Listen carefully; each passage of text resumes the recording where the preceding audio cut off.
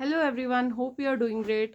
तो बहुत सारे बच्चों के मैसेज आ रहे थे बीएचएमएस को लेके, और कई बच्चों ने रिक्वेस्ट करा है इसका कंपैरिजन बीएससी नर्सिंग के साथ करने को। And some people are confused कि बीएचएमएस फ्रॉम दिल्ली, और किसी बच्चे ने ये भी पूछा है कि मैम कंपैरिजन एक BHMS from Delhi and versus from Calcutta, and someone specifically asked me from one of the colleges in West Bengal. ठीक है, तो ये ना सारे कंसेप्ट के बारे में बात करने जा रही हूँ इस उसमें। और एक बच्चे ने स्पेसिफिकली लिखा था मुझे कि मैम बीएससी नर्सिंग करके मुझे ऐसा लग रहा है कि वो सेटिस्फेक्शन मुझे नहीं मिल पाएगी लाइफ में, कि जैसे उनको ऐसा लगता था कि वो कैलिबर डॉक्टर का है बट नर्सिंग में जा रहे हैं। ठीक है, तो देखो बेटा, सबसे पहली बात है ना कि आपको डिपेंड, सारे डिसीजंस हमारे डिपेंड करते हैं हमारे फाइनेंशियल कंडीशन पे।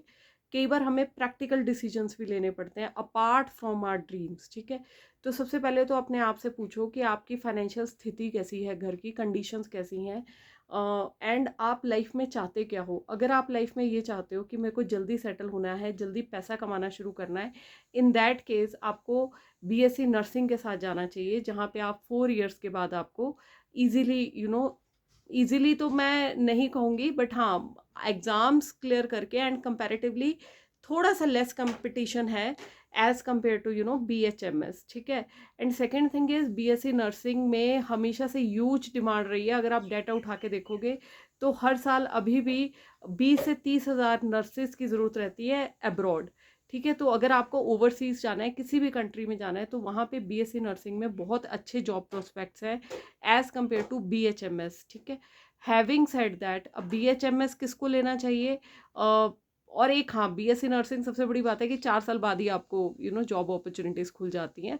एंड जिसको ये लगता है कि उसका कैलिबर डॉक्टर बनने का है, तो वो बीएससी नर्सिंग में फर्दर हाई स्टडीज़ करके, एमएससी नर्सिंग करके, उसके बाद पीएचडी करके उसके नाम के आगे डॉक्टर भी लग सकता है।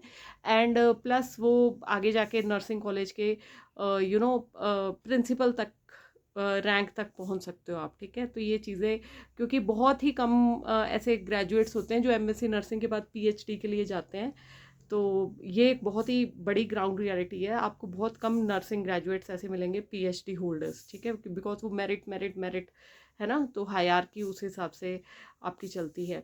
एंड बीएचएमएस ये है कि हाँ, मेरे को पता है कि हाँ, कि भैया डॉक्टर का एक क्रेज़ रहता है कि जब हमने मेडिकल की स्टडी में हम आते हैं तो उस टाइम सबका फर्स्ट ड्रीम डॉक्टर ही लिखा होता है। एंड ये भी बात है कि हमें ग्राउंड रियलिटी से तो देखो एनालाइज करनी पड़ेंगी चीज़ें।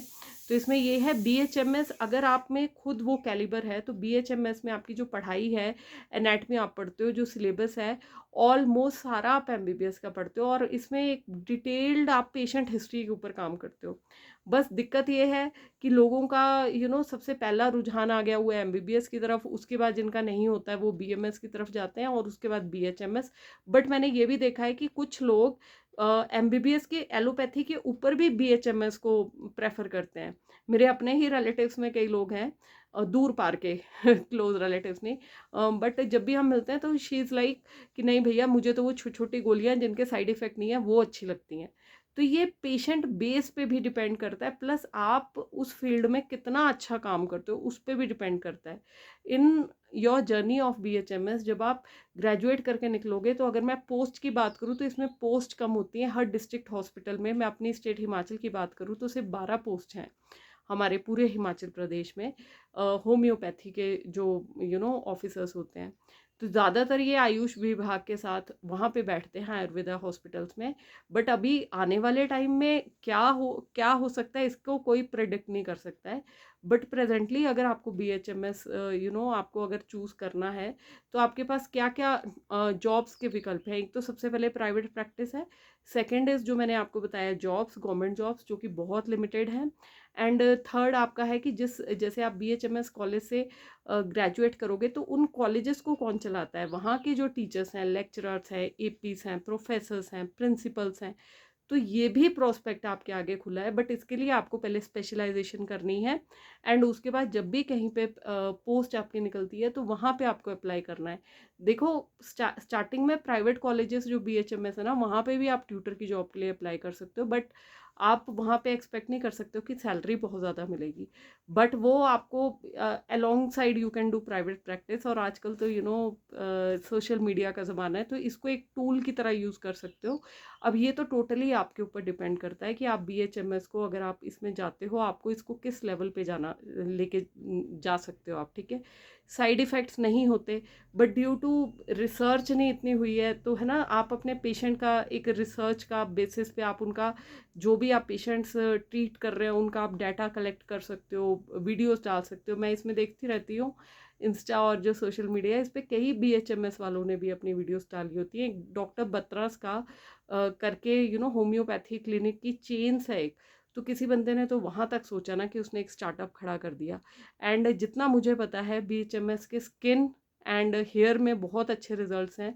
लोगों को नहीं पता है ये चीज़ें, तो ये तो आपके ऊपर डिपेंड करता है कि आपने कैसे उनको आगे लेके जाना है। हाँ, बस ये बात है कि BHMS में सर्जिकल पार्ट नहीं होगा, तो वो चीज़ आप मिस करोगे। तो अगर आपको सर्जिकल पार्ट भी चाहिए, तो आप थोड़ा सा BMS की तरफ जा सकते हो। वहाँ पे स्टिल थोड़ी सी ऐसी प्रोसीजर्स होते हैं कि जो थोड़ा आपको अगर लगता है ऐसा कि भैया मैं सिर्फ OPD नहीं देखना है, मुझे 2-4 प्रोसीजर्स भी कर रहे हैं, 2-4 नहीं, बहुत सारे प्रोसीजर्स होते हैं जो BMS में करते हैं।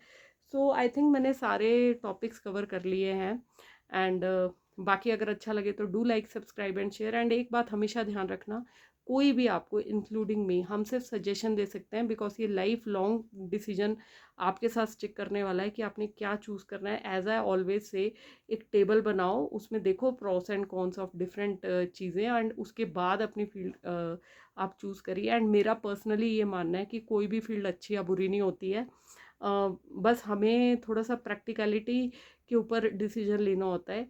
अब देखो, प्राइवेट प्रैक्टिस आप BSc नर्सिंग में नहीं कर सकते हो, थोड़ा सा BHMS में स्ट्रगल आपका आएगा, बट हु नोज़ कि आप अपनी फील्ड में इतना अच्छा कर जाओ। आप अगर फर्स्ट ईयर से जा रहे हो अपने BHMS कॉलेज में, आज तक BHMS कॉलेज की मैंने बहुत सारी वीडियोस नहीं देखी हैं, तो उसमें हो सकता है आप उसमें अपना प्राउड फील करो। अपने फर्स्ट ईयर ऑनवर्ड्स आप अपना कॉलेज की वीडियोस लेके आओ, जिससे हो सकता है बच्चे कनेक्ट करें, ठीक है। एंड जो इस फील्ड में फेमस है वो बहुत फेमस है एंड ऑलरेडी सेटल्ड हैं, दैट्स वाई ये अभी भी फील्ड की सीट्स निकल रही है ना। मुझे तो खुद भी ऐसा लगता है कि कई बार ना ऑल्टरनेटिव मेडिसिन की नॉलेज होनी चाहिए, कि हमें, मतलब मैं एज अ पर्सन मैं स्टडी करती रहती हूँ, कई बार मेरे को अच्छा लगता है, कई बार मेरा खुद का मन करता है कि यार मेरे को BMS की भी ये चीज़ें जाननी है, मुझे BHMS की भी ये चीज़ें जाननी है, कि अच्छा इनका क्या रोल ऑफ मैकेनिज्म है, एंड मुझे रिसर्च बेस्ड डाटा चाहिए। तो sometimes I feel like that also, and sometimes मेरे दिमाग में तो ऐसा भी आता है कि यार क्या पता, क्योंकि इसमें अभी नीट के एग्जाम में कोई एज लिमिट नहीं है, तो मुझे तो ऐसा लगता है कि ऑल्टरनेटिव मेडिसिन के बारे में क्या पता, मैं रिटायर होने के बाद मैं इसी में ग्रेजुएशन कर लूँ एक और। ये तो आपके ऊपर डिपेंड करता है, आप लाइफ में क्या करना चाहते हो, कितना सीखना चाहते हो, that all depends on you, है ना। तो आई थिंक आपको मोटो, मतलब अपना क्लियर थोड़ा दिख रहा हो कि बेसिक तो हमें एम दिखना चाहिए ना, बाकी तो बस मेहनत करते जाओ, कुछ ना कुछ कहीं ना कहीं सफलता ज़रूर हाथ लगेगी। बस ये है कि हिम्मत हार के नहीं बैठना है ना। एंड बाकी ये होता है, हमें जिस मंजिल तक जाना है वहाँ का अगर हमें रास्ता क्लियर है, तो रास्ता थोड़ा सा, हमारा सफ़र थोड़ा सा आसान हो जाता है। एंड बाकी देखो, मैं ग्राउंड रियलिटी से रिलेटेड ही बातें करती हूँ, मैं हवा में बातें नहीं करती हूँ।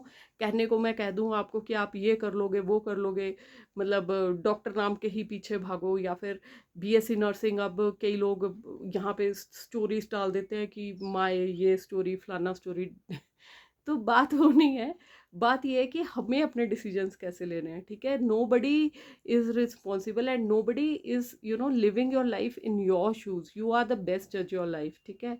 एंड बाकी भगवान सबका भला करे, Har Har Mahadev, good luck everyone, जय श्री राम।